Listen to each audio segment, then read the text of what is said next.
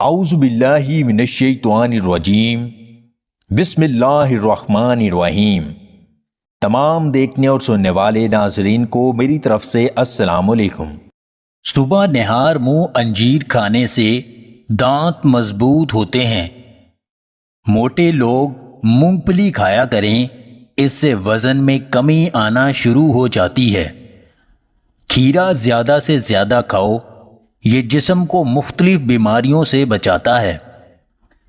گڑ کے ساتھ انجیر کھایا کرو، اگر چہرے پر دانے ہیں تو وہ بھی ختم ہو جائیں گے اور چہرہ چمکدار ہو جائے گا۔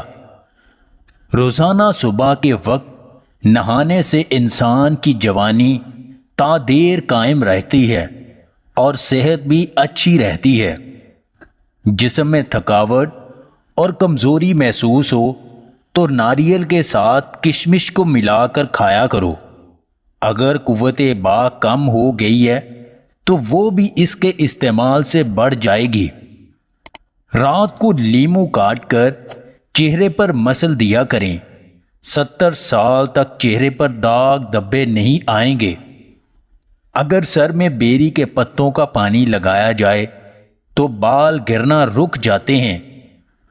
اگر گھٹنوں میں درد ہے تو نہار منہ دہی میں 7 دانے بادام کے ڈال کر کھایا کرو۔